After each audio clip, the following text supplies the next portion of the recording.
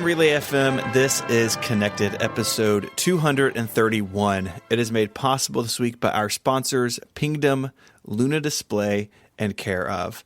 I'm your host, Stephen Hackett, and this is an odd episode, so let me introduce to you my friend and yours, Michael Hurley. The year of Mike has officially begun. Now that I've got justice, the justice that I deserved, and here I am. As introduced first, I'm now going to begin my 90-minute monologue as part of my introduction that I prepared this week. I was born in 1988 in a small town. No, I'm done now. Please continue. I will listen to this. I don't have it prepared. I'll prepare it for my next episode. Okay. And we have Federico here as well. Hello, hi. But if you think about it, every number is an even number because 231 divided by 2 is 115.5. So I don't think you understand what's even numbers. He cheated in math class, remember? Yeah. I don't know. But yeah, it's fine. This new rule system. If Mike wanted it, so he's happy. So. It's fair is what it is. Fair is such an overused term. But yeah, I will accept it. Okay. I'm glad we got that cleared up. Mm-hmm. We have a bunch of follow-up this week. It goes on and on and on. The Apple Enterprise Certificate system is still completely broken in every way. 9to5Mac reported this on last week. The Verge reported on it, I think, yesterday or today, shocked that people install hacked apps on their phone. I guess the moral of the story is this is, still super, super broken. Yeah, we've sort of hinted at the fact that there have been for several years now, these third-party app stores that allowed you to install. I mentioned tweaked versions of apps like Spotify without ads or Instagram with certain enhancements that were possible only on jailbroken devices. And I think Bloomberg also did a report on this, and they mentioned the service that I was thinking of. It's called Tweakbox, and it's part of this series of third-party alternative quote-unquote app stores that allow you to install either modified versions of apps or just hacked, cracked copies of apps. This reminds me of the fact that years ago, before, when jailbreaking an iPhone used to be more of a common thing, you guys remember there were tools that you could download on your computer and they would jailbreak your device with one click. Yeah, I jailbroke some stuff in the past, like iPod Touches and stuff. Yeah, and I would often, when jailbreaking was easy, I would often find on my friends' home screens, this third-party app store that I don't think it exists anymore. It was called Installus, and it was a way to install pirated copies of games. And my friends were crazy for this illegal app store, but it used to be so common. And it feels like, to an extent, this enterprise certificate deal is sort of like the new jailbreaking for a lot of people. It's a way to get around the app store and paying for software. Using, in this case, it's even more egregious, so easy to do because it's an officially sanctioned tool that is available on iOS. I mean, clearly at this point, right, we're talking about this every week because TechCrunch hit on an absolute goldmine of reporting, and now everyone's jumping on the bandwagon, right? So, everyone's trying to write their piece now about the enterprise saying, and I'm not saying that it's not valid, especially because new things keep coming out, but this feels like a story that's going to keep popping up for a little while, and or even if it goes away, everyone now has an opinion about this enterprise stuff, and it means probably more people are going to try and get hacked apps because now they might know that it exists when they didn't before. But every now and then you just see these things pop up. They're someone gets this big story, and then people will start digging into it. As you imagine in newsrooms across the globe, what is our story about the enterprise certificates, right? And then someone has to try and write a story about it, which is why it's now all over the place. And these stories just keep popping up. It still feels like our conversation from last week holds up, that there's some sort of reckoning coming for this system. it's gonna go through some changes. We also spoke about the report concerning Apple's upcoming like texture-powered news magazine website thing through Apple News. The story was that Apple had asked publishers for 50% of the revenue generated through the subscriptions in Apple News.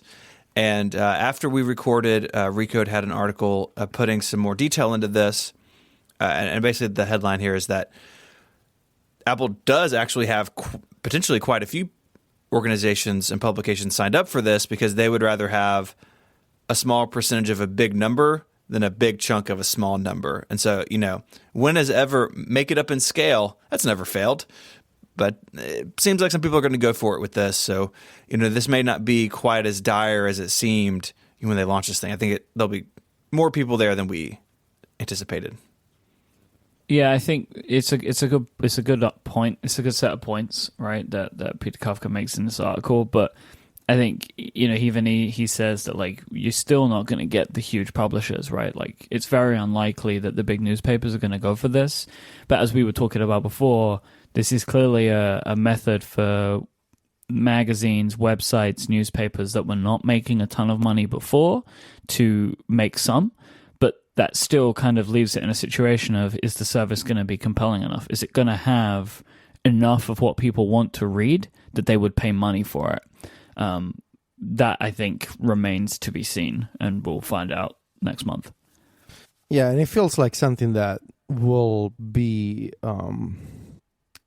more popular among publishers that don't have like an important presence on the web, or don't have maybe the resources to commit to building up a website with subscriptions and paywalls. Like if you're a magazine and you sort of have a website, but it's not this great experience and you don't have paywalls on the web, then I guess using Apple News and embracing Apple News on Apple's terms makes sense. But again, I remain convinced, I agree with Mike, if you're the Wall Street Journal or the Times, why would you give up the revenue that you can get on your website because you have the whole infrastructure already in place? So I guess we'll see the likes of like Spark magazines or other publications that don't have such a strong web component. I want to see if there will be any surprises, like maybe actually the Times will be on Apple News. I strongly doubt it myself, but we'll see what happens. Should just be, we could be a month away from this, right? If that March event is really on the books. We do need to talk about maybe the highlight of last week of Team San Jose. Remember this? This is how Mac Rumors discovered when WC may be, and we thought that Team San Jose was a bad code name. Well, it turns out it's just a regular bad name. So listener Robert sent this in. Team San Jose is the name of the city's like convention and visitor bureau that is in charge of like booking these events and publicizing them. They apparently run the city-owned venues like the convention center. So not a code name, just sort of a weird marketing brand for the city of San Jose that, they should workshop more. But they even have a website. You can go read it. It's Team San Jose all the way, I guess, They're... But this makes it kind of worse, right? Because like this wasn't Apple messing up. This was Apple having to rely on a company because they clearly are not allowed to book this, right? These venues without the involvement of Team San Jose, which is actually like, and they are like a public-private thing. So like relying on the city or something partially funded by the city, this is not great. Mm-hmm. I just wanted to let you know that Team San Jose has DMAP certification, which is the Destination Marketing Accreditation Program, DMAP, an independent international body defining quality and performance issues in destination marketing and recognizing DMOs that meet or exceed industry standards. So you got the sweet DMAP program approved, Team San Jose all the way. Good job. I was thinking about not attending San Jose this year if they didn't have DMAP certification by now, so I'm pleased. No, they do. They have DMAP, so it's safe to go. If you're a DMAP aficionado, it's safe to go. I like how they explain what DMAP means, but then they jump into DMO, which is Destination Marketing Organization, but they don't explain that till later. Sure. Like, There's also DMAI, which is when AI gets involved. That's the future of the DM programs. And they explained that, but then they don't use it again. This very sloppy use of acronyms, San Jose. Well, because people that don't know the acronyms shouldn't really be on this website. Right. Let's be honest. It's not meant for us. But it's just poor use of acronyms. Like, you got to use it on first reference, and then you don't give it if you don't ever use it again. I just don't. Also, I wanted to let you know that there's a shop San Jose, which is another thing that exists. You can buy T-shirts with the San Jose logo, hats, also stickers. Mike, want some cool San Jose swag? Be the first to get the newest San Jose branded T-shirts, hoodies, hats, and more. I feel like we should all buy these and we can roll into San Jose. It's actually a pretty cool logo. San logo. Jose sticker on your iPad, Mike. Okay. I don't think I want to pay for the shipping.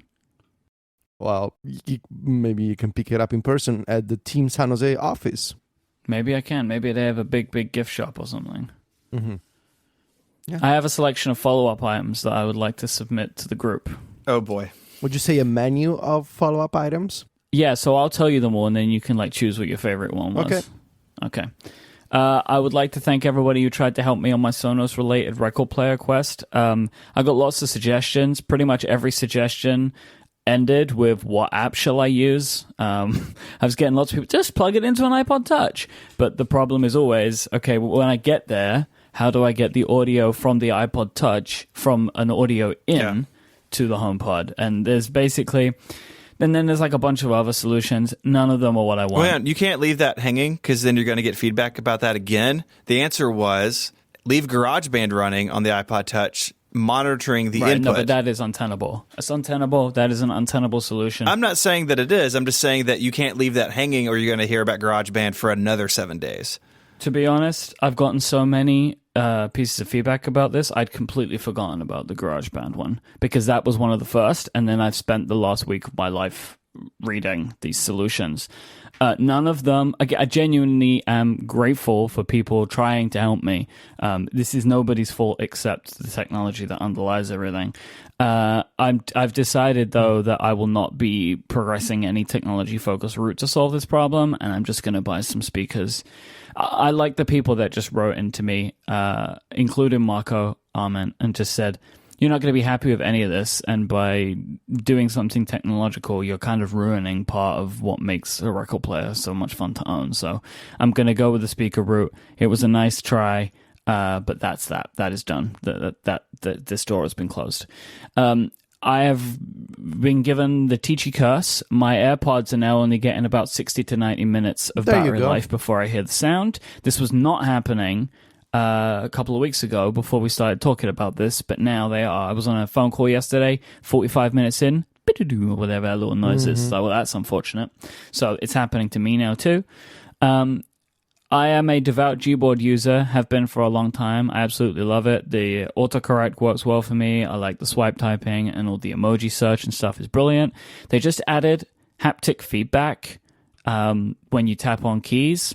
I love this. You don't have to, it's the thing you have to turn on. It's off by default. I turned it on, and I really, really like it. I like the way it feels. So that's something. It's just another great feature that Gboard has.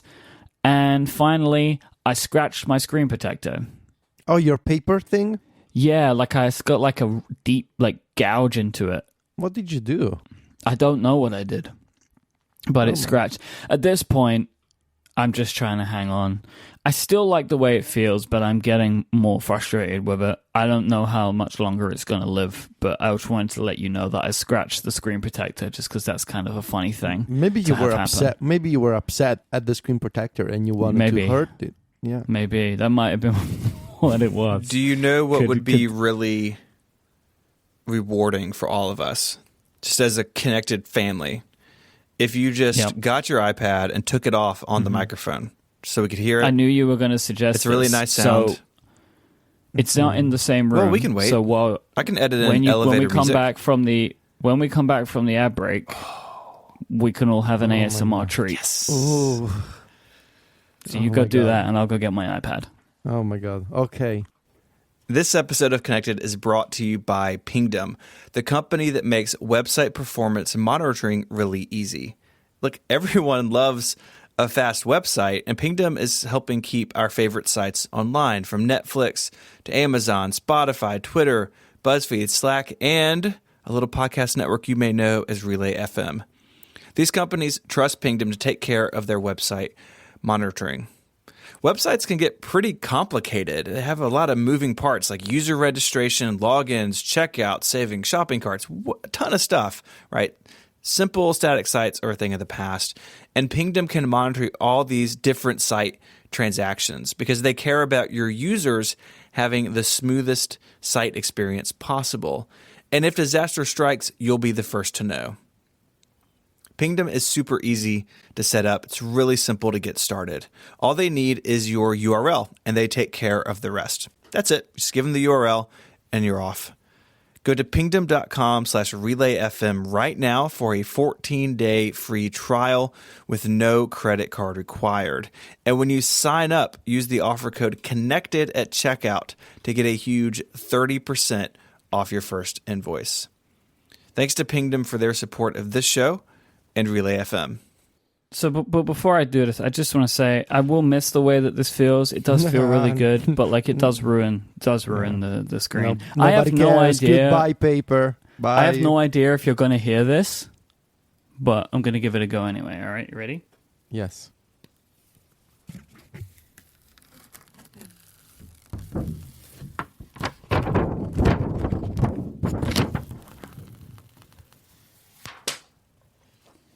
Oh man, it's gone. It sounded like thunder for a second. Yeah, there was one point where I hit it against the microphone. Oh, you guys, did you know that the 12.9-inch iPad has a really nice screen? It's a Retina display under there. It looks so good. Oh my god, it looks so good. But you know what though? Genuinely, I do not like the way it feels.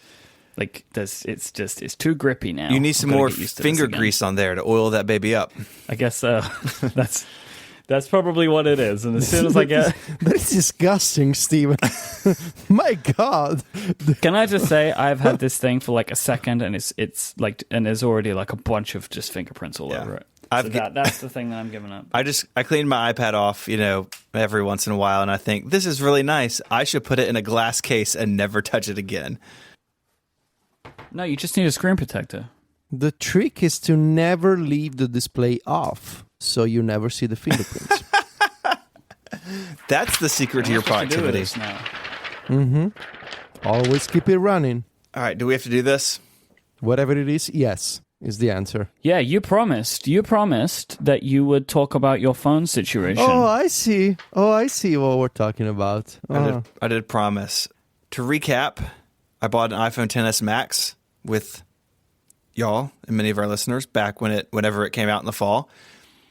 And it was pretty good. Pretty good time. Screen was nice. Battery life was amazing. And then like a month ago, I said, I should check out the iPhone XR. It's the most popular iPhone. I want to kind of understand it as a device, see what it's like compared to the other things. So I picked up a XR, really liked it. But as I discussed with y'all, the camera was really what was going to do it in for me long term. The screen is great. The battery life is incredible. I love the colors so much. But I really like having that second camera, not necessarily for portrait photos, but it's actually kind of surprising once you pay attention, for me at least, how often I would switch to the zoom lens to take like a regular photo. It's like nice to punch in sometimes. And I knew that in my inner self that I would be frustrated not having that over time. So the iPhone XR went back to the Apple Store. Thank you, Apple Retail, for having a nice return policy. And please don't catch on to the fact that sometimes I use it to review your products. Just keep that between us, listeners. But the thing that I realized was that the XS Max is beyond like my upper size limit for phones. I really like the plus size. I like the size of the 10, but sometimes I thought the 10 was a little small. And the XR for me, honestly, is like the perfect size iPhone. I really love that size. But I picked the Max up again. I was like, this is too big. It's too much phone for me. So all this is going on with y'all, I'm also having this conversation with a family member who needs to buy a new iPhone to replace a flip phone they were using. Like, yes, I had a family member using a flip phone. They wanted to buy an iPhone. They really liked the idea of having something big because this person works running around all day, seeing clients and stuff. So like they use a MacBook Air, but they're like, well, I could just do email and stuff like on a phone. If it was big enough, they're going to blow up the text size. So like the Max was attractive to them, but they didn't want to spend the, whatever it is, $2,200 for an iPhone XS Max. And so I cut a deal with that family member. I said, I'll make you a deal on the Max, help you out. You get to where you need to be. And I ended up with an iPhone XS. It's right here in my hands. And I have to say, I really love it. I love the screen size. It's way more pocketable. I can use it with one hand, unlike the Max, which was just like too big for my hands. And so, yeah, that's the end of my iPhone journey for this year. For now. I mean, I seem to recall that when we had the conversation about the 10R, I don't remember exactly what it was that I predicted you would do, but I don't think it's very far off from what you ended up doing. That you wouldn't be able to settle on anything, and you didn't settle on anything. You settled for neither the thing that you had or the thing that you already owned. You went for like a third option, which was another new thing. It's the most Steven decision in that situation. But anyways, I really like the size. I will say, though, the battery life is worse on the smaller phone. Like, especially coming from the 10R to this, the battery life is not stellar. It's not impressive. So that's a bit of a bummer. But other than all that, my family member is taken care of. I've got a phone I like that I can use one-handed, and that's the story. I cannot even begin to imagine what you're gonna do when the new modular Mac Pro comes out. You're gonna try so many different displays. I know what he's gonna do. He's gonna buy that. But first he's going for one type of configuration, then he's gonna switch it to another, then he's gonna switch displays, then it will tweak the amount of RAM that goes into the computer. It'll be like a 6-month thing at least. You're not wrong. Why would you? What would you describe as the cause for your undecisiveness, Steven? Well, here's the thing. I'm actually quite decisive in a lot of areas of life. It just when it comes to technology products, and not even technology products. You're very decisive. You just make a lot of decisions repeatedly. That's all it is. Over and over in quick succession about the same things. But there's a lot of my life that I'm not this way about. But something about laptops and phones just bounce around a bunch. Okay. Anyways, but yes, the Mac Pro will be an endless playground for me, which I look forward to greatly. The iMac Pro is all sealed up. I can't do anything with this computer. I can just look at it and love it. But its successor, I will be able to take apart anytime I want. But I remember though that like this iMac Pro came with one of these stories though. That wasn't like it. That was like if I remember rightly, you again. Beautiful Stephen fashion, you were very much like, I don't need one of those. I'm going to buy a refurbished iMac instead. When they are announced, yeah. I'm going to buy a refurbished iMac because that's all the iMac I need. And then like 2 weeks later, you got an iMac Pro. That's pretty much what happened. Yep. So this is why, like, I wonder. There are always good reasons, though, right? Like that iMac I bought was an i7, and the fan noise was ungodly. And when you record podcast, you can't deal with that. So. Yep. Beautiful, They're always silent good reasons, iMac Pro. But for some reason, everybody else can see these reasons ahead of you. Yeah, that's what's really troubling. So maybe I just need to call y'all before I purchase anything, and we just talk through it. Yeah, I'll just tell you what to do every time. Could you be my life coach? Sure. Okay. Well, that's enough about me. We have a lot of stuff to talk about because the floodgates have opened on 2019 and beyond Apple rumors. It's there's like every time I open a web browser, there's more Apple rumors to talk about. And I thought we could start with the most recent, it's being like today on Wednesday, and we work our way back to the stuff earlier this week. So we all woke up this morning to an article by Mark Gurman. As a meta comment, I will say this is written only by him, and it's way more clear than the stuff he has to write with other people that has lots of hedging and stuff. Like, I read this article top to bottom. I have problems with it, but it all made sense, unlike some of his joint writing he does with other people, which I don't blame Mark for. Like, I'm sure he's got editors somewhere make him do that sort of stuff. But to recap this, if you haven't seen it, Mark Gurman lays out a timeline for the rollout of what he is still calling Marzipan, which not everyone thinks that's the name, but whatever. We're calling it that for lack of a better term. So he's laying out the case that this is going to be a 3-year story starting in 2019, that developers will be able to port, and I'm going to use the word porting, just for, again, lack of a better term, but build their iPad apps as bundles for the Mac App Store. So this is sort of like phase 1 of Marzipan. He's saying this will be in 2019. So it's assuming we'll see this at WWDC and in the next version of Mac OS, where iPad apps can run on the Mac, just like News and Home and all that sort of stuff. So that is where he says things are going to begin, which makes sense, right? Like, it's the closest thing, I think, to a Mac app as an iPad app. So, like, yeah, I could see where this would be where things begin. What do y'all think? Yeah, makes sense, especially because it's not like I think the report says it will not be a bundle of on the App Store of like an iPad and a Mac app together, but you will just, as a developer, you will just be able to take your code for an iPad app and it'll mostly work out of the box as a Mac app. So it remains to be seen how evolved compared to the current crop of Marzipan apps the final framework will be.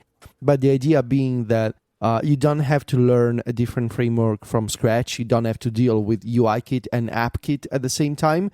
It'll just be UIKit all the way. It'll just be iOS frameworks that now also work on the Mac. So it opens the opportunity for iPad app developers to bring their apps to the Mac, whereas now there's a barrier to entry for iOS developers, of which there are more than Mac developers, like it or not. This is the era where we live in. Yes. All those developers, young developers, all kinds of developers that are making iPad software can now make Mac software. And I think that's a beautiful thing. And it'll drive some people crazy.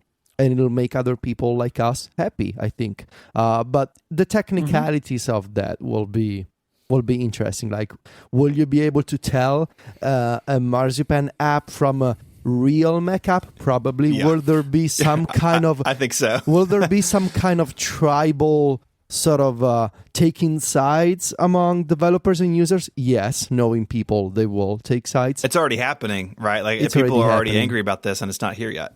Yeah, but I think it's a good idea. The thing that I remain the most interested about, which is something that Mark can't know and no one will know for like at least 6 to 8 months after WWDC probably, is like what effect this has on Mac/iPad development. Like, how does something like this change the way that apps on either platform is made? Like, will people put more effort into their iPad apps than they did before, and like push them further than they did before because they'll be able to run on the Mac as well, right? Like, I'm really intrigued to see what this ends up doing. Like, does it mean that we end up with a bunch of not incredible Mac apps, but we end up with a bunch of Mac apps that didn't exist otherwise, that we're all happy exist now? Or do we end up in a situation, which is the one that I hope, which is that iPad development gets pushed forward more aggressively than it has been in years because of the fact that you get this like 2-for-1, and also you end up with more fresh Mac apps again for the same reason, because there's now a 2-for-1. I guess the idea would be that if you now have the tools to bring your iPad app to the Mac, but the Mac audience expects a certain degree of functionality, and so as an iPad developer, you will be more incentivized to care about stuff like keyboard shortcuts or keyboard navigation or certain professional features, because if you are to sell your app to the Mac audience, well, those people expect a certain degree of functionality, and that becomes sort of the tide that raises all boats, in the sense that iPad users will be happy and Mac users will be happy. So in theory, that should be the plan, and I think it's a clever plan if that is what Apple is doing. My only concern is, and I guess it just comes with the territory, it's not something that can be avoided, that there will be a bunch of poor and useless ports of iPad apps just because they can exist. But this is something that we see all the time whenever Apple opens up a new platform, like the Apple Watch App Store or the iMessage App Store. Like, there will be useless ports that are released just because they can exist. Yeah, but totally. I think we will be able to separate those that make sense from those that do not make sense. And also, I'm interested to see, like, will this be a solution for companies like Twitter or Slack to, in the case of Twitter, to actually offer a Mac app again, even though their iPad app. But that's the point. Even though their iPad app is not great, if they now have the tools to make it work on the Mac, they might just fix the iPad app and take better advantage of the screen, because then Mac users will complain as well. So it's a sort of catch two birds with one stone scenario here. And I think the possible benefits of this approach are more like they are worth the trade-off and the possible disadvantages and the possible downsides of doing this. This has to be the calculus that Apple is doing, that yes, there will be some Mac apps that do not feel like, I don't know, Final Cut or what's a good Mac app these days? BB Edit. Like, there will be these apps that you can tell they come from the iPad. Still, though, it's better than not have those apps at all, and better than to have Electron apps instead. So, yeah, I honestly don't see how there is a downside to this, because the apps that weren't going to be made with these tools were never going to be made like this. You know, like BB Edit is not going to go to this and strip a bunch of functionality out. Right, like, that's not going to happen.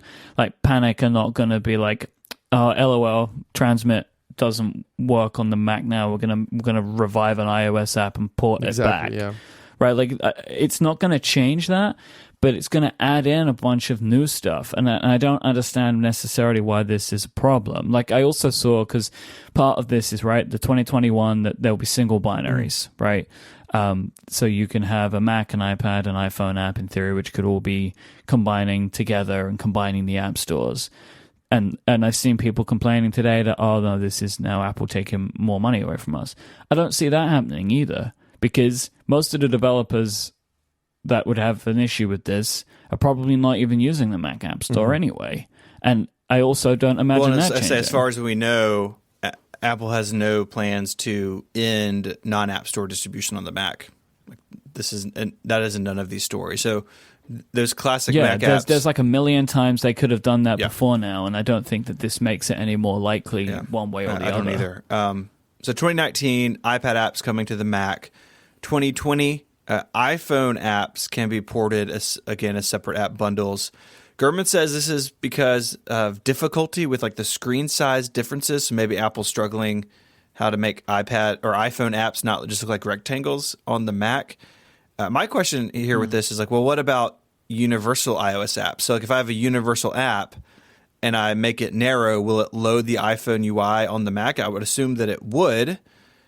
You know, something about this being, like, iPad and iPhone apps being separate by a year feels a little weird to me. It feels to me that there's, like, something will happen between 2019 and 2020. Like, there's something else. There's a second shoe to drop that it's... Like, I don't know. I think what Mike is saying is correct. I think there will be either, like, some major change to Xcode, or maybe specifically to Interface Builder. Maybe that... Gruber was talking about this a few months ago. Like a new way to design interfaces that when you take into account the constraints of an iPhone interface and you want to make it scale up to fill a bigger display, the current solution doesn't work, and so you will have to have a different system, which explains the 2019 for iPad and 2020 for iPhone. Like, it feels there's a technological step needed in between. Otherwise, why would there be any difference between iPad and iPhone?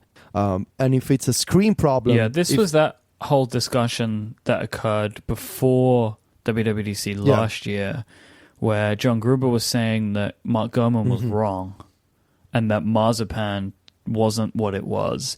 It was the idea of creating this system of UI being made completely differently, right? And that you would make all these declarations. Declarative UI, thank UI you. base. That was the word, yes. So, but then it was like, then there was this kind of like a peeing match between the two of them, right? Where like Gurman was like, no, it's my way. And John was like, no, it's my way. And then Gurman won out. But that doesn't mean the Gruber is wrong. Yeah, that what Gruber was talking about wasn't something else, which could be that thing. So it feels like it's like, trying to draw a big picture, and we just have a small viewports here and there. Like, clearly, there's more to this, stitching this together that we don't know yet. But that makes it fun to talk about months in advance. So, like you said, Mike, in 2021. The single binary, so a single app bundle, could be downloaded on the Mac, iPad, and iPhone, which Gurman said would effectively combine the app stores. So I don't know if that means that all iOS apps at this point could work on the Mac unmodified. Clearly that means ARM Macs by 2021 are a thing, right? Because for 2019, for an iPad app to be ported to a MacBook Pro that has an Intel processor in it, it is going to have to be recompiled to some degree. Right, but it depends on how you look at the iPad and the iPhone app stores today, right? Where like they are combined, but it's not like iPhone apps are not like presented front and center. You know what I mean? Like, it's like, what way do we look at this? Like, do you consider the iPhone and iPad app stores right now to be the same? I mean, kind of. Like it's confusing, right? And I think that the undercurrent for me in all this is, what does this timeline say about ARM Macs? Like, I'm of two minds of this. If ARM Macs are still a couple of years out, then Apple's asking developers to take an iPad app or an iPhone app eventually, do the work to make it run on an Intel machine, and then, oh, by the way, 18 months later, 24 months later, oh, there's ARM Macs. Like, all that work you did to make your iOS app work on an Intel machine, we don't need that anymore. Just discard all that work you did. That's not great. But then the flip side is worse, where if they roll this out with a new ARM MacBook and they say, this only works on the new MacBook, and it will only work on ARM Macs, and all those Intel Macs we sold and still sell today, they don't get any of this. That's also bad. So again, there's some middle ground here. There's something that we can't see. It may be that preparing an iOS app for Intel is not a big deal. Maybe it's better than it was during the PowerPC transition. Maybe it is. They've really gotten it where it's not a big deal at all. Or maybe you don't have to do it, and they're doing some emulation for you automatically. Where you just it's actually the same code, and they run a translation layer like Rosetta was. So it may be that it doesn't require ARM Macs at all. I mean, yes, the chat room is yelling at me. Yes, macOS supports fat binaries. They've done that for a long time. But like, this is a new era and a new set of problems from PowerPC to Intel. And Apple's got to tell a story there that makes sense for developers to do it, right? So when they switched to Intel, the story was, hey, if you recompile your apps, they're going to be 4 to 5 times faster. Like, you're going to be able to take benefit of all this Intel stuff, and you won't be dependent on Rosetta. And eventually Rosetta is going to go away, so you should do this. That is not the story this time, and so Apple needs to have a compelling reason for developers to go down this road, because they're asking them to take a product and an application, import it to a less popular platform, right? This is the truth, right? Like, I love the Mac more than, like almost anyone, it feels like. And it is a less popular platform. You're asking developers to do something that isn't a guaranteed win for them business-wise. And so you gotta make that as easy as possible. And I think that's another factor here to consider. It's all very exhausting to think about, guys. Yeah. I did want to point out one thing in this article that I didn't love. I just didn't want it to go past. So pretty high in the article, Gurman writes, each new app is another revenue opportunity for Apple because it takes a cut of many app-related purchases and subscriptions. The company has positioned its services division as a major growth area. Now, he does go on later and say, basically, oh, well, it's good for users and developers too. And I think, I'm reading into what he wrote, right? But I think the order of those things is wrong. I think Apple's doing this because it believes it's good for the platforms. It's a lifeboat for the Mac, which has an app ecosystem that is not healthy. It is good for users and developers. It benefits users to be on all Apple platforms if their apps work everywhere. And it's good for developers, potentially, because they could make more money. Yes, the side effect of that is Apple makes more money, but I don't read any of this as Apple doing this to marginally improve their services revenue, because Apple is spending who knows how much money in engineering talent and engineering hours to make all this stuff work. They're never going to make that back on the 30% stuff of what, if these apps charge separately from their iOS bundles, right? Like, that math doesn't make any sense to me. So everyone right now wants to put every Apple story through the context of the services revenue. And I think that's a little lazy and not fair to what the company's trying to do. Yeah, I guess I see why. Like, at first I didn't understand why you disliked the point, but then in the context of now every single thing that Apple does is parsed through the lens of Apple is now a services company. Yeah, I mean, of course they are investing in this stuff because they want to make it easier to buy software and to buy it on more platforms. But then again, it'll like this very idea of having a single binary that runs across multiple devices, potentially it means Apple is taking 30% off a single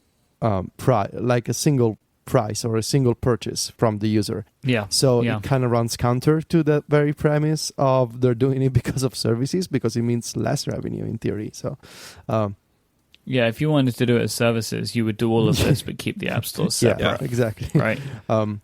I think the point that I wanted to make in this segment is the more we hear about this stuff, and now we have more details of this possible timeline for 2020 and 2021, the more it seems clear that we are moving, like it or not, to a point where there will be a single Apple platform.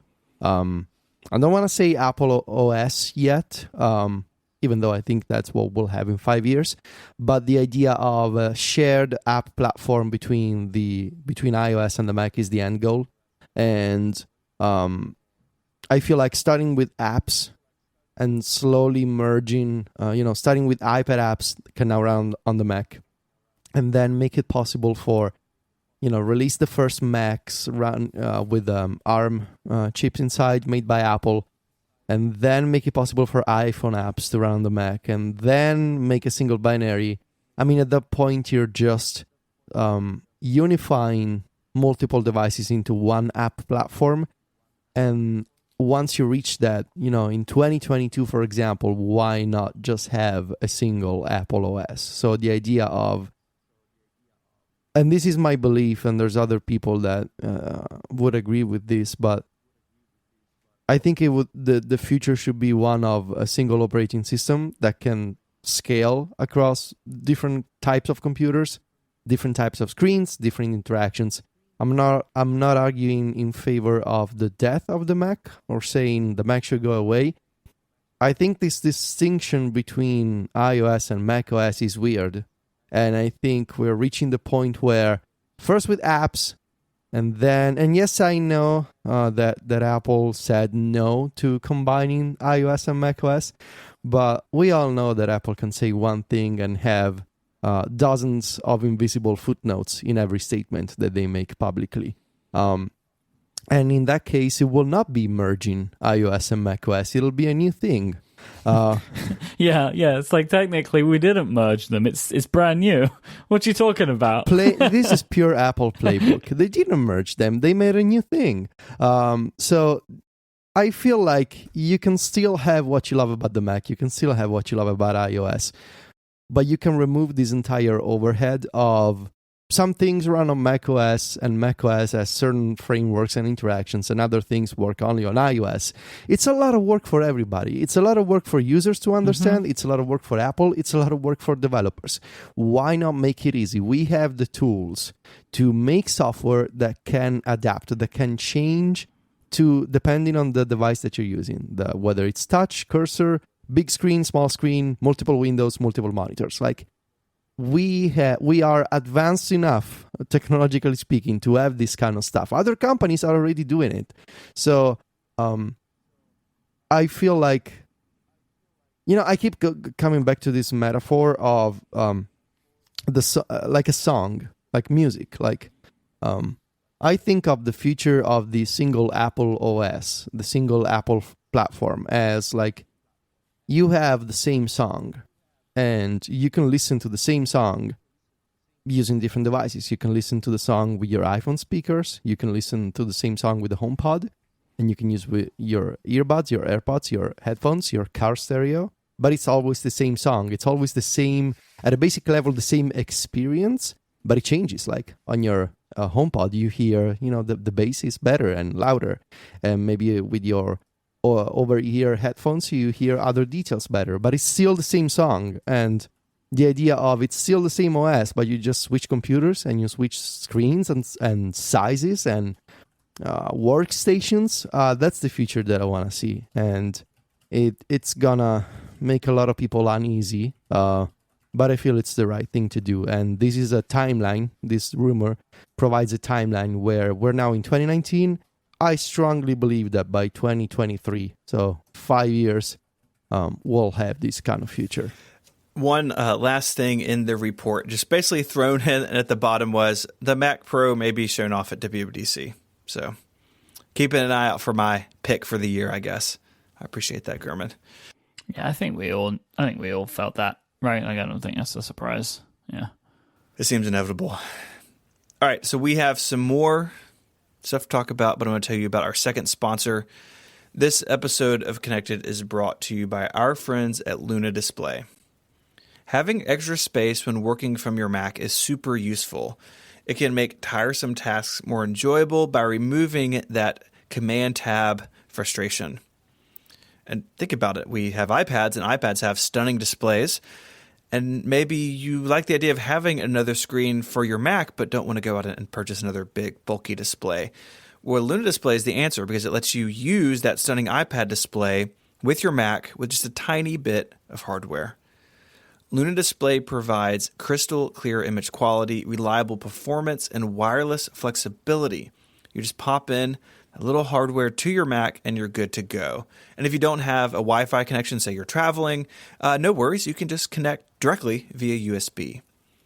And the great thing about Luna Display is how portable the whole setup is. So you can be productive at the office, in the studio, or again, as you travel. It's a super smart way to work with more screen real estate while you're on the go. Luna acts as a complete extension of your Mac. It's going to support your external keyboard as well as your Apple Pencil and touch interactions. Basically, it turns your Mac into an iOS app, which is something you guys have said that that's really how it feels. It's great. Mm-hmm. And the all-new Liquid Video Engine brings significantly reduced latency and a faster screen refresh rate. It feels native. It's so fast.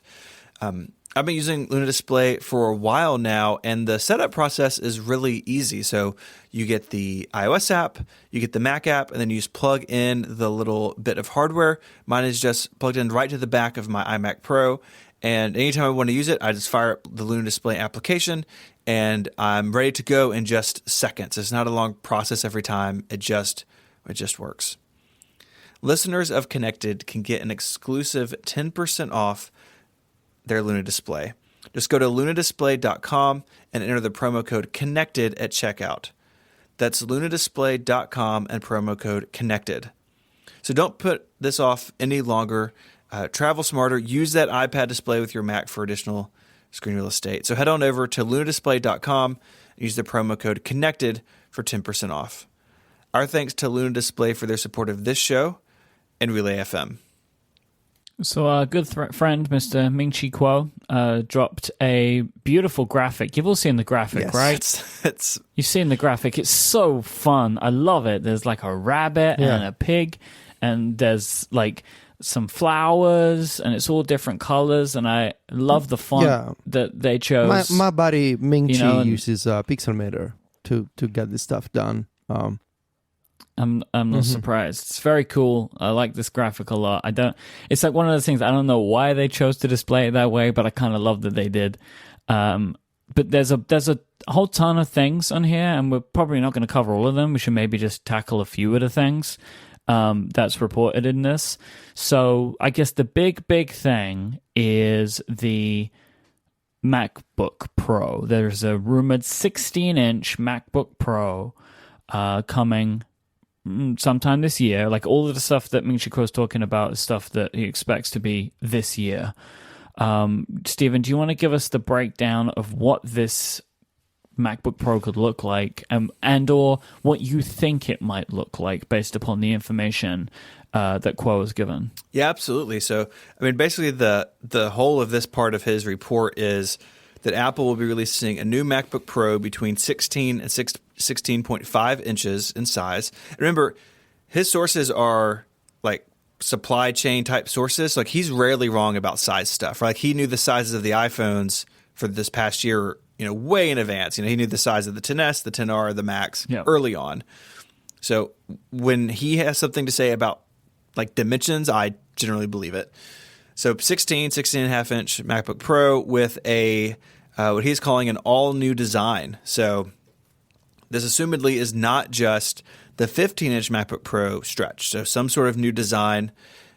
I sort of struggle to understand what that would look like because I feel like the MacBook Pro is about as simple and as plain of a notebook design as you could get besides the touch bar. But I guess we'll see what they have to do there. So the machine is really interesting for a bunch of reasons. The current MacBook Pro, the big one, is 15 inches. And some people have said, well, this is just going to be them, doing the bezel-less thing and shrinking the bezels around that display. And I'm not sure that's actually what's going to happen here. So the current MacBook Pro is actually a 15.4-inch diagonal display. And I don't have one of these 15-inch MacBook Pros in person, but like looking at my 13-inch MacBook Pro of the same design, I'm actually not sure there's enough bezel left to like stretch it and hit the 16 or 16 and a half inches he's talking about. So I tend to think this is a bigger notebook. Like it's actually physically bigger than the 15-inch MacBook Pro. What I thought about instantly was when Apple introduced the Retina MacBook Pro back in 2012. It was a new design, whole new machine, right? Like no spinning hard drives, different I/O, different design. Of course, the Retina display being at the heart of it. And it was introduced as a high-end model above the other MacBook Pros. And over time, the Retina display and the new design slowly worked its way down. And before we knew it, after a few years, all the 15-inch MacBook Pros are Retina, and then all the 13-inch MacBook Pros are Retina. And then they've slowly phased the other design out. That's kind of what I think could happen here. I think that we could see a 15-inch and a 16.5-inch for a while, and then this new design come down. I would like... Yeah, because you got to guess that a machine like this one is going to be more expensive as a starting point than what they currently have, right? I would think so. And, there's still this thing of like size and price being sort of a ratio with Apple, and so a bigger machine, you should kind of assume will demand a higher price. So that could be an outcome here. I would like to see them change the design all at once, but that's just coming from a frustration point of the MacBook Pro. But I do think that there's demand for this. I think there were people who were sad when the 17 went away. The 17-inch never entered the Retina era, and there are people who do want more space, but more importantly, they want better performance.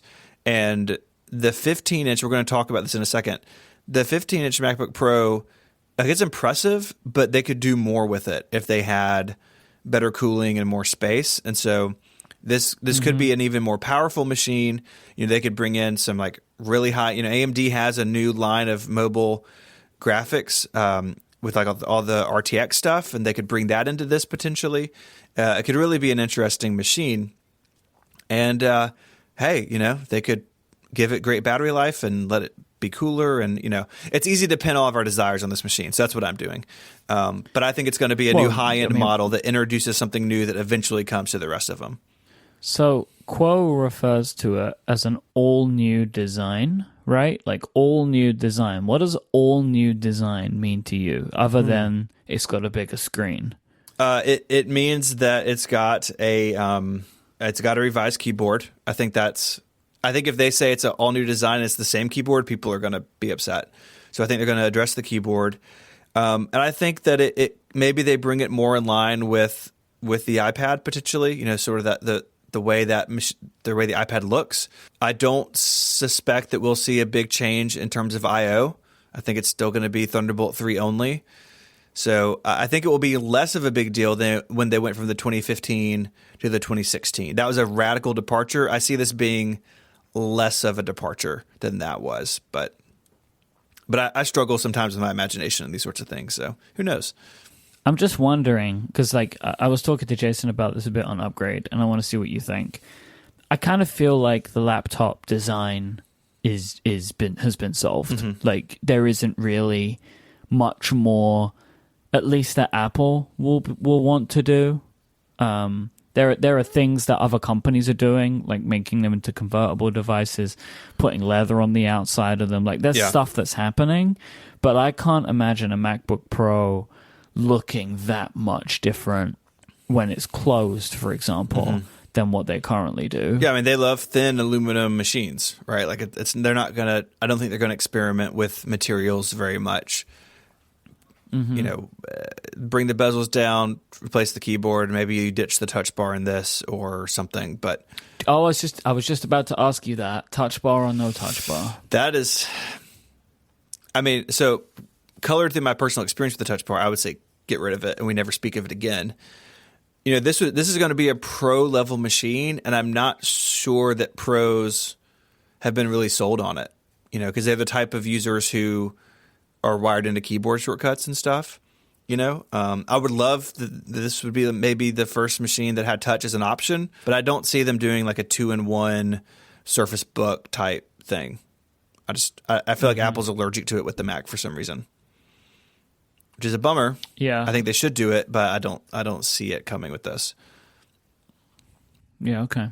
This MacBook Pro though is going to have a buddy potentially. Yes, which is perhaps even more exciting because it I think could go to a wider number of users. So Apple, been out of the display business for a while, and he's saying they're going to come back in with a 31.6 inch 6K. He calls it 6K 3K, which I think is just like a 6K. I think he's talking about the horizontal and vertical resolution, but a 6K monitor.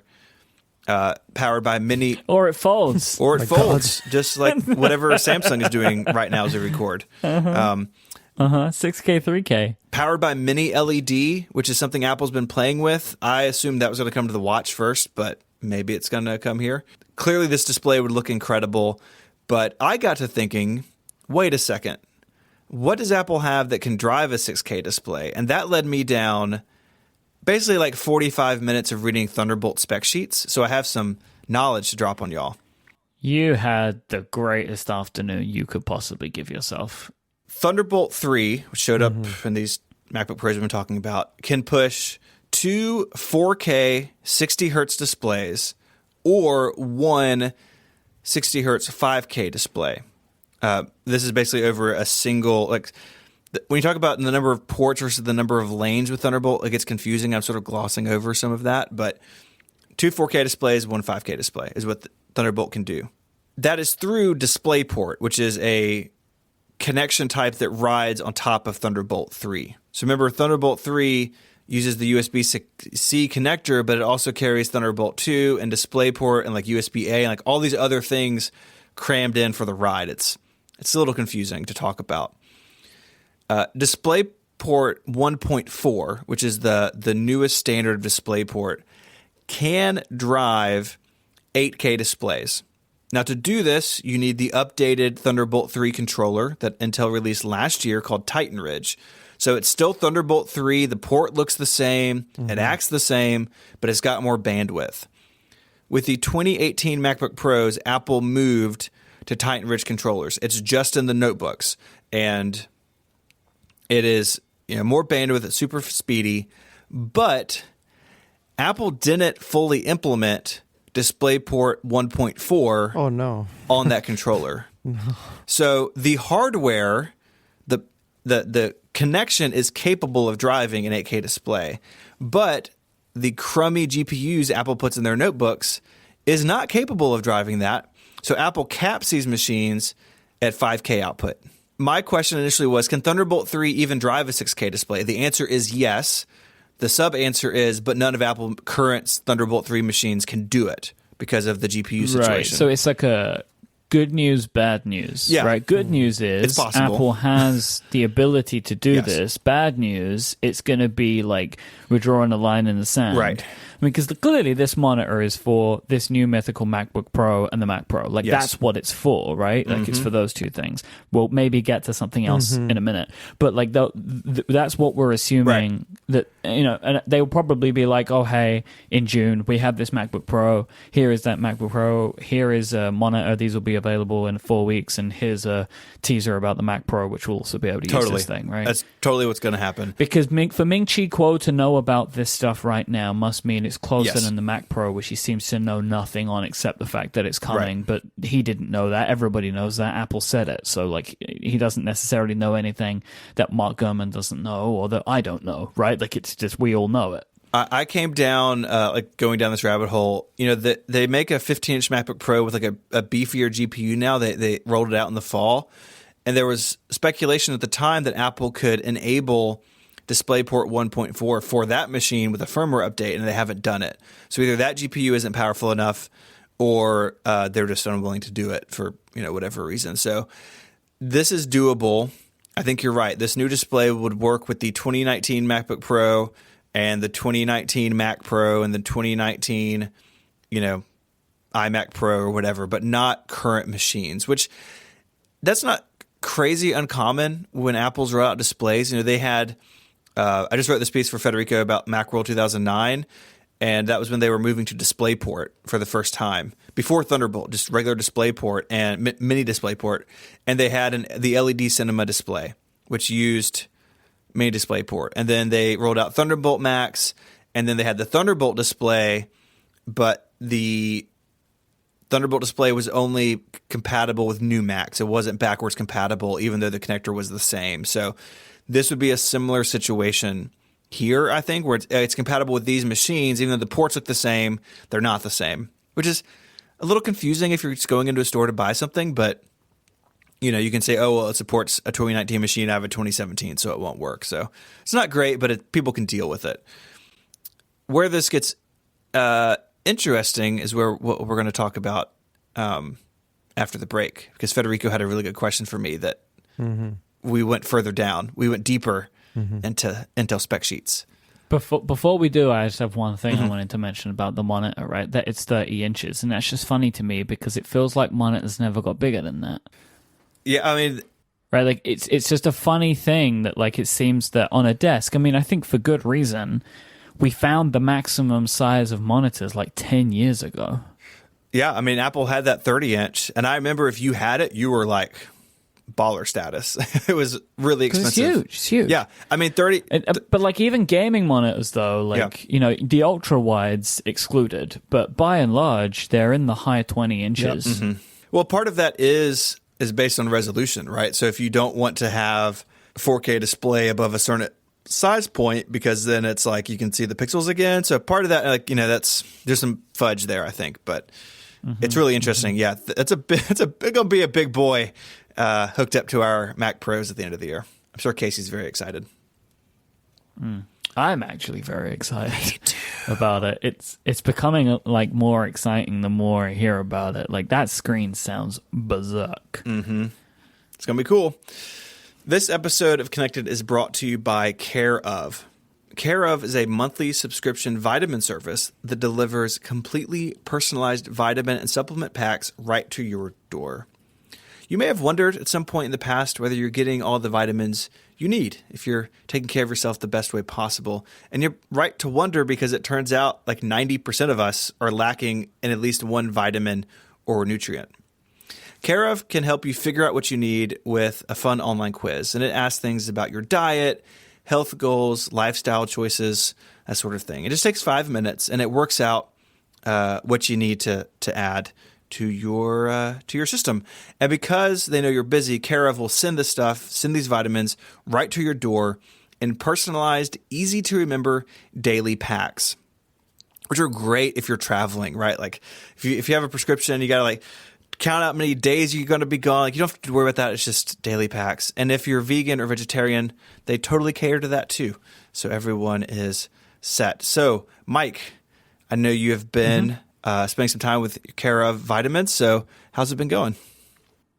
Yeah, so I went through my favorite thing about Care of actually is their quiz. So the quiz is super easy. It asks you a bunch of questions, and it's not daunting. You don't have like this long list of questions. They just go through one at a time, and it's nice and visual as well. So it's just big buttons with little illustrations on them, and it says like, oh, how do you feel about this? What is your current feeling about this? And you can kind of go through and tweak everything. It has nice graphics. It's got some personality to it, and I really liked at the end of the quiz. It shows you all of the things that it recommends that they end up setting up for you on like a plan. And it goes through, okay, I think you might want this thing and this thing and this thing. And what I like is when you click into it, it tells you why based upon the questions that you gave. So if you're then looking at it and be like, oh, I don't know what I think about this. Is this something that I want? Is this the right mix for me? It actually tells you why based upon the answers that you gave. And if you feel like you want to tweak anything, you can. I just really like that a system like this, one, walks you through it really easily, like getting rid of the confusing and big questions, and then gives you a nice breakdown at the end.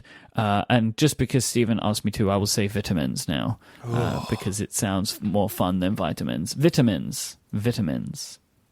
Maybe someone can remix that for us with some sweet music in the background. Yep. And guess what? We're still in the beginning of the year. So if you have some health-related goals for 2019, Care of helps make sure that it sticks by helping you build a routine that's made just for you. To take advantage of this month's special New Year's offer for 50% off your first month of personalized Care of vitamins, go to takecareof.com and enter the code CONNECTED50. It's CONNECTED50. That's takecareof.com and promo code CONNECTED50 for 50% off your first month of vitamins. My thanks to Care of for their support of this show and Relay FM. So, we've been talking about this new display, 6K, and Federico has what I've termed pixel lust. He's got that 4K display, but the man just wants more. And so we started thinking about what would happen if the iPad Pro got an update. Could it support something like this? What would it mean for it to be more capable than just with a new Mac? And that's where we get into USB 3.1 Gen 2, which is the current standard 10 gigabits per second bandwidth, which is super fast, but not near enough for this sort of display, right? There's not enough bandwidth. Well, USB 3.2, dear friends, is out there on the horizon being tested. I don't know how you test a USB spec. Like do you make it run? Do you starve it and then see if it gets angry? I don't know what you do, but they're testing it. And it seems like USB 3.2 could answer some of these issues, but maybe not all of them. So the bandwidth needed for 6K is beyond the 20 gigabits per second that USB 3.2 will offer. In my reading, it seems like USB 3.2 could support a 5K display. So right now, like the iPad Pro or the one-port MacBook can only drive the LG 4K, but the 5K requires Thunderbolt, again, for the additional bandwidth. So it may be that the iPad Pro can push a 5K display if this new connector makes it to the iPad or makes it to the new MacBook at some point. But it seems like, from my understanding at least, that 6K and higher is going to require Thunderbolt. And at this point, that's not in an iPad. Yeah, Not yet. Yeah, and it feels like if Apple is indeed making this 6K display, and assuming that, again, it would just be strange, I think, if Apple were to release a display and it did not support the iPad Pro. I think it would be strange, especially considering how they made a big deal of external display support on the iPad Pro last year. Now, I cannot imagine Apple saying we made a new display, but it's only for Macs. Especially if the iPad Pro is going to have some productivity enhancements in the next version of iOS, and maybe they're going to have some external displays support, like new stuff, new APIs or whatever. So I was thinking about the rumor that we saw that Apple is indeed working on a spec bump for the iPad Pros in 2019. So we were all just assuming that the next iPad Pro would come out in 2020 because they are on a 2-year release cycle. And, the iPad Pro just came out in November 2018. So the design is going to stay the same for at least a couple of years. But now there's this rumor saying that Apple is working on a spec bump for the iPad Pros this year. And so I started wondering, what if this spec bump is necessary to make those new iPad Pros support the new Apple display, the new 6K Apple display that they're supposedly making. But if that is the case, I have to wonder, USB 3.2 is still in the testing stages. It's not been widely adopted. I cannot think of any device that you can get off Amazon or any other consumer electronics product that currently supports USB 3.2 at 20 gigabits per second. So could this mean that Apple is going to finally cave and bring Thunderbolt support to the iPad? Is that even possible without an Intel GPU behind the scenes? Or does this mean that the display will not support the iPad Pro? I'm just wondering, what's the strangest outcome here? That Apple releases a display that does not support the iPad Pro, or that Apple has figured out a way to bring Thunderbolt to the iPad Pro? Well, the thing hanging over that question is, again, the ARM Mac. I don't think Apple wants to drop Thunderbolt from the Mac.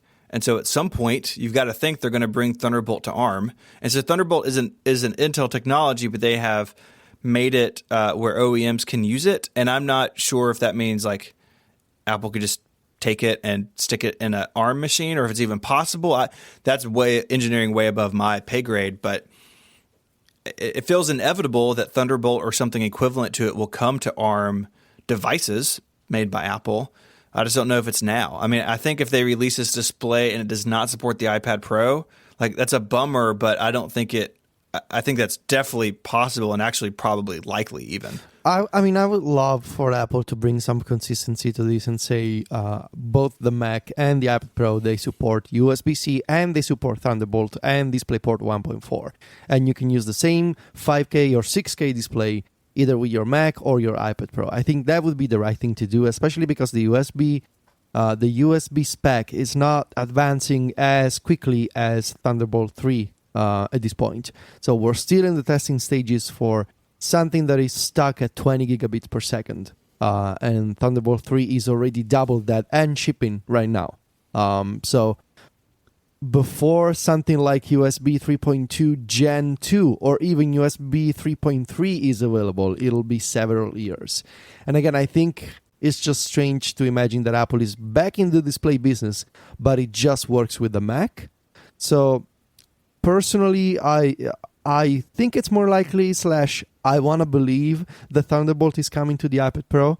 And there's also this, this rumor of a spec bump this year. That would sort of remind me of when Apple made a big deal with the iPad 3, the first to go Retina, and then a few months later they did the iPad 4 because they needed to switch to Lightning.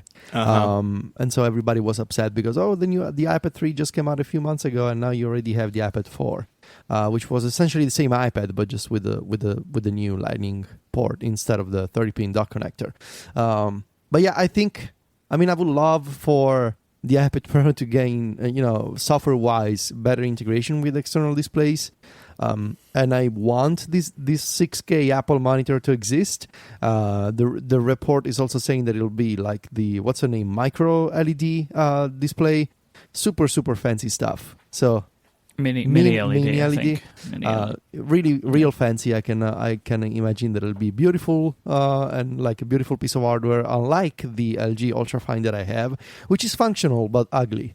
So I think that like maybe the stars are lining up for the iPad to support this based upon that the update to the iPad Pro, which Quo just calls like a processor bump, which doesn't make any sense otherwise because they've never done this before, where they've had an iPad Pro not change except for get a new processor. Like that's a weird thing to see, I think.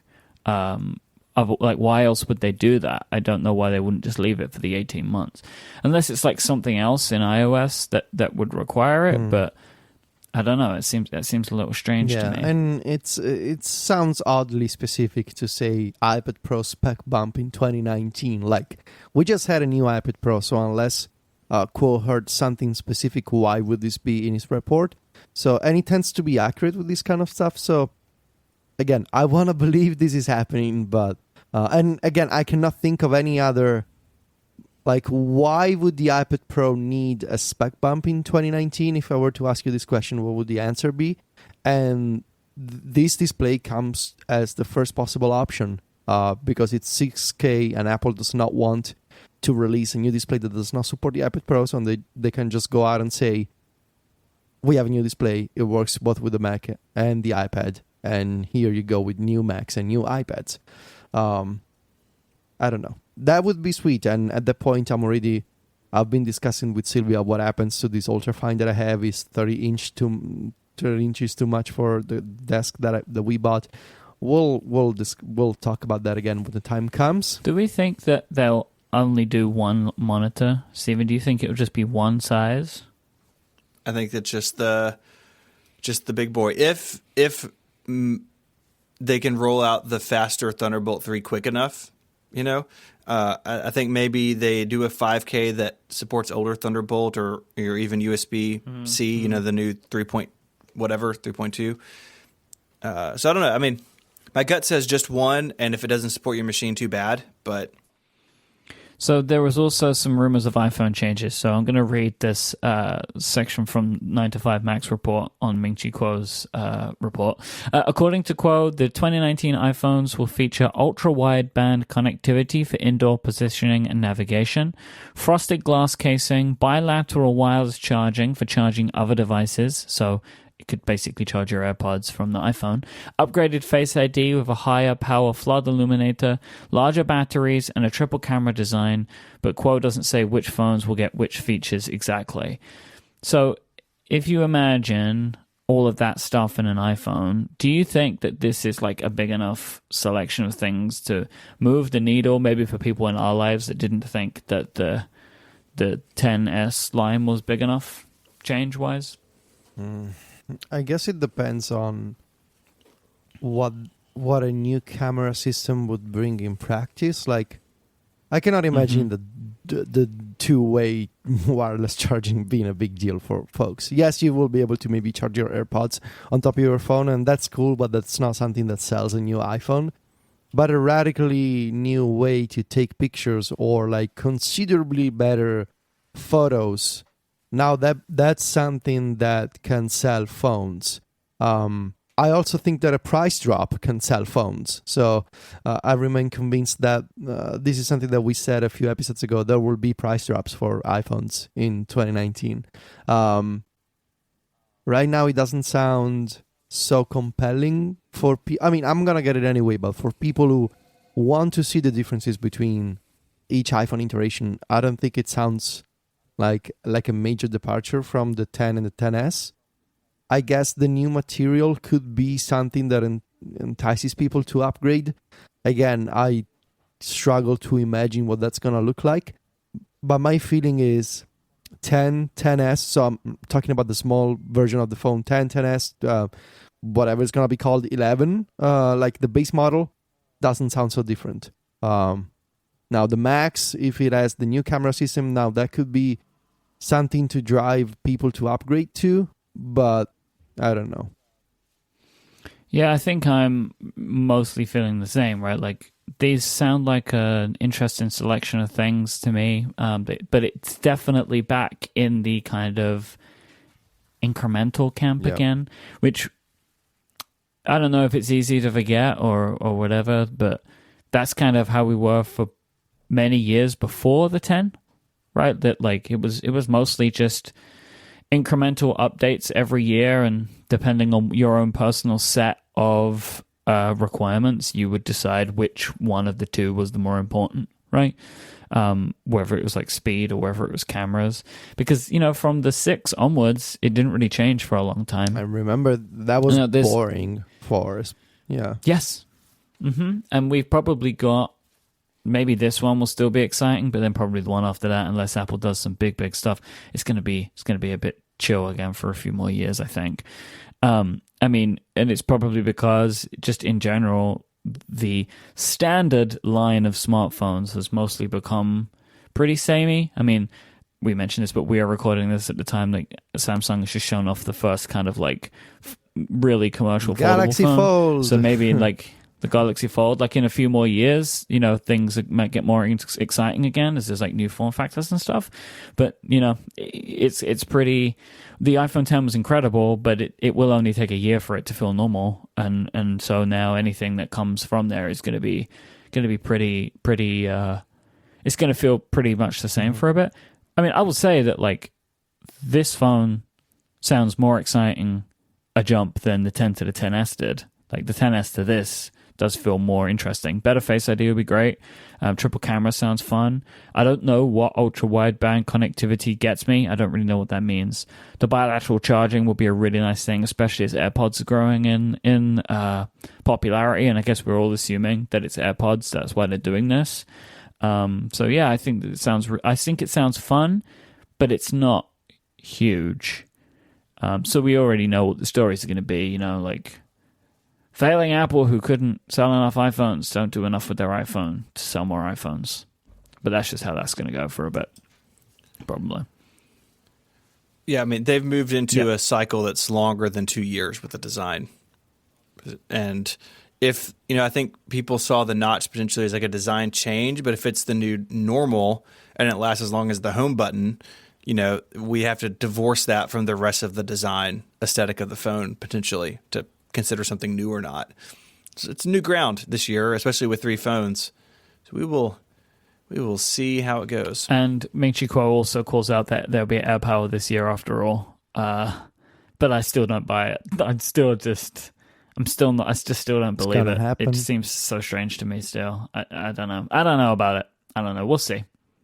If you want to find links to stuff we've talked about, stories we mentioned, you can head over to the website relay.fm/connected/231. While you're there, you can get in touch. There's an email link there in the sidebar. You can send us feedback or follow up via email, but that's too old-fashioned for you. Or you can do it in less than 280 characters, I guess. You could do it over on Twitter.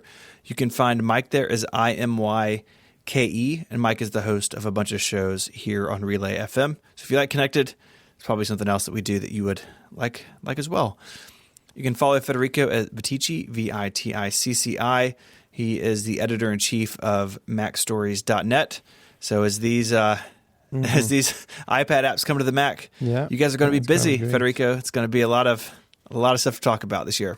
You can follow me on Twitter as ISMH and my writing at 512pixels.net. I'd like to thank our 3 sponsors this week, Pingdom, Luna Display, and Care of. And until next week, gentlemen, say goodbye. Arrivederci. Cheerio. Adios.